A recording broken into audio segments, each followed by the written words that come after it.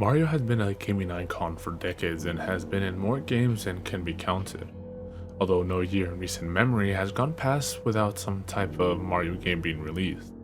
Series fans will remember the nearly decade-long drought of original Mario platformers. From 1997 to 2005, there was only one new Mario platform released, Super Mario Sunshine. During the second part of this drought, after Sunshine's release, the mysterious Super Mario 128 was the main focus of the fanbase. No concrete information was given on the game, and eventually, series creator Shigeru Miyamoto claimed it had simply been a series of test concepts that were never intended to be an actual game. The mystery faded from memory as the Mario drought finally ended and most people forgot about the game that had once been the center of every Mario fan imagination.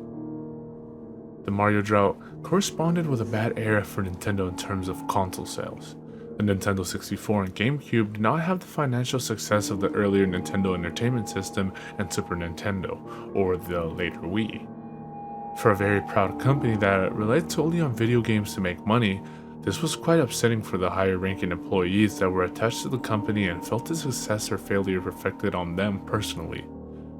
Nintendo started working on a sequel to the 1996 Super Mario 64 shortly after the game was released.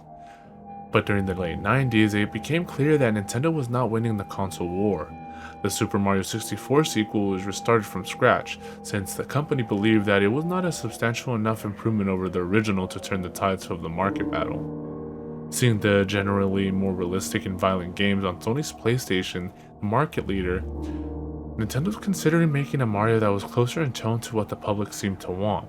There was quite a bit of internal conflict on how far to go with this new direction, and with the new Mario was clearly not going to be ready until Nintendo's next console, the GameCube.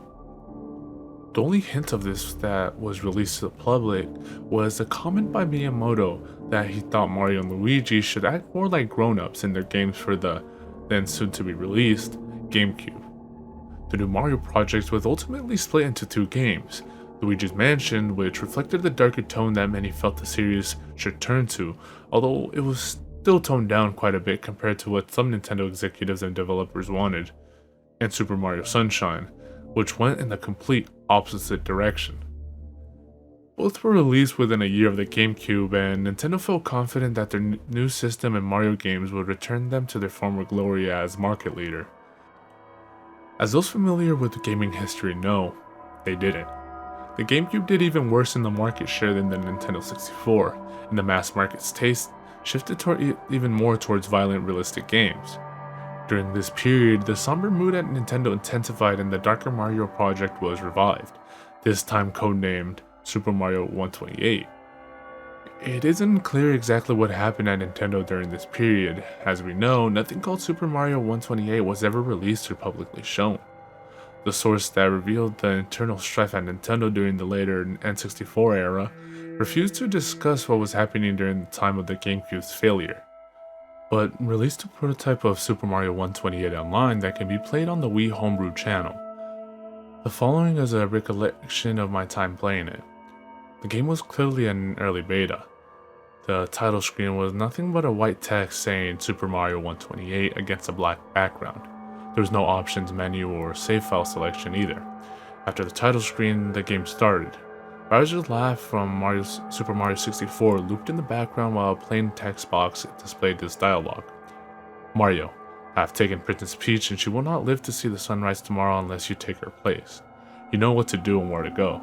Do not try to stop me unless you want to hasten to her death. This game was certainly going for a darker tone.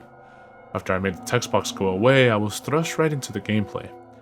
The first thing I noticed was Mario's character model.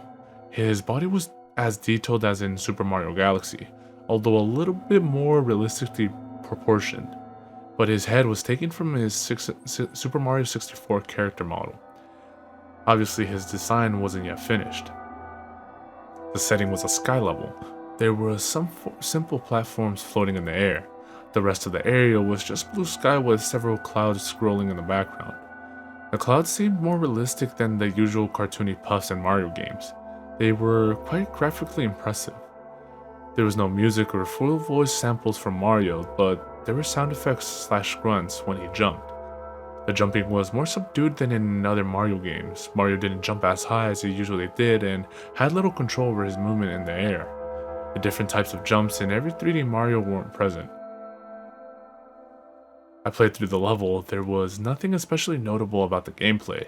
Enemies didn't seem to have been added yet. I just jumped from platform to platform and it wasn't very challenging. As I went through the level, I noticed the graphics gradually changing. The sky became more and more cloudy until it was entirely composed of clouds, and the cloud background gradually turned to a dark gray. After this, it started to rain. I reached a small platform with a toad on it. It looked like the Super Mario Galaxy model. When I landed on its platform, dialogue appeared. "We don't want you anymore, Mario. You don't belong here. You should give Bowser what he wants. Die." After the text box went away, I no longer had control of Mario. Mario just stood there for a while when turned around and walked off the platform. His body seemed to go limp as he fell. Eventually, it was revealed that there was a realistic modern city under the sky.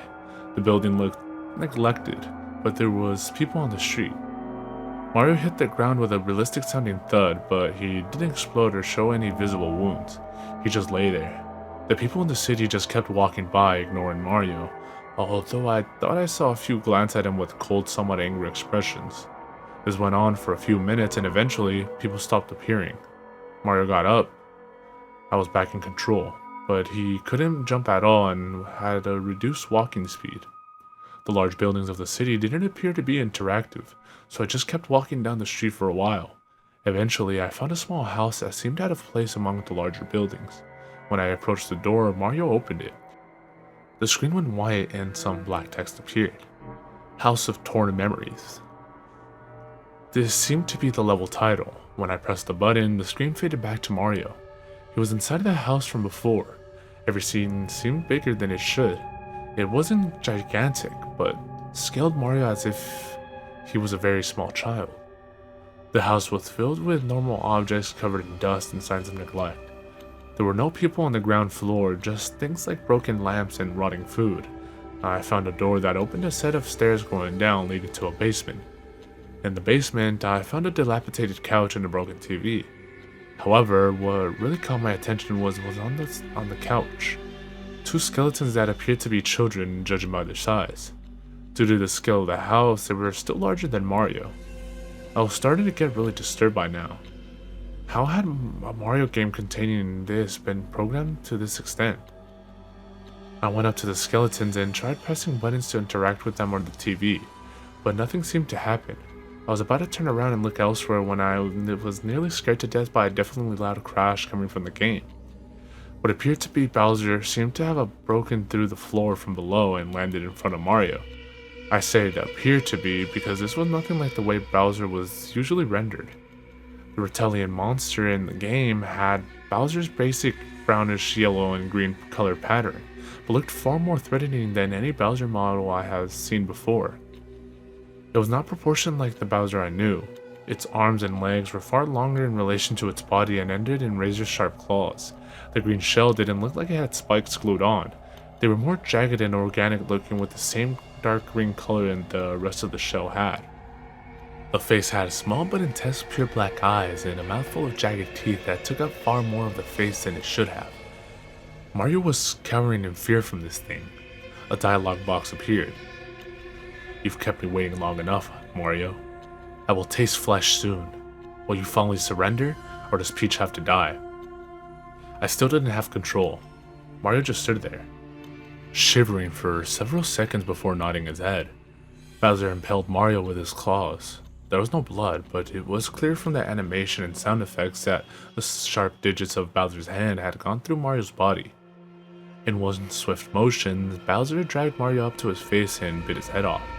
Again, there was no blood or graphic details left behind on Mario's neck, just Mario's character model being destroyed. The screen faded to black, and white text another level name appeared. Mario's Eternal Home. Mario's character model was whole again when the level started. It was the only thing on the screen besides the black background. It was floating as if in space. I could somewhat control it, but it felt more like I was deciding the general direction in which Mario would tumble than fully controlling him. As I drifted towards no apparent destinations, voices faded in. They were echoing, deep voices telling Mario that he was worthless, that the world no longer had any use for him and everyone would be better off if he was dead. High-pitched crying was laid onto the voices after a bit. It sounded like it was supposed to be Mario's cries. This really disturbed me and I found myself fighting back tears. For reasons I couldn't understand, this was affecting me on an emotional level. The voices and aimless wandering went on for several minutes until I spotted a light gray speck in the distance. I moved towards it. It took a very long time to reach, and grew closer at a much slower rate than it should have. When I was close enough to make it out, I saw that it was a tombstone. It was a very plain one with cracks in several places. When I got right next to the tombstone, I could see writing on it. I turned off the system right after reading it. I'm not going to play the beta or hack or whatever this was again. There was a single word written on the tombstone. Innocence.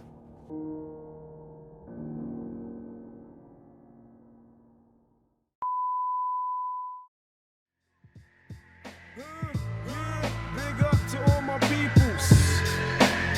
I done dug into my bag of tricks, came up with some different skits. Not your average mafia, I be on some different shit. You know I'm pimping shit that make you use your mind. So if you can fill in the blanks, do it when it's time. Come on. 1, 2, 3, 4, 5, 6, 7. Feel like I'm in hell, but I wish I wasn't. Yeah, you got it, now knock it. While I rock it, I stick plugs in the socket and money in my. Yo, I get psychotic when you try to diss my staff. No props for your block, so you could just kiss my.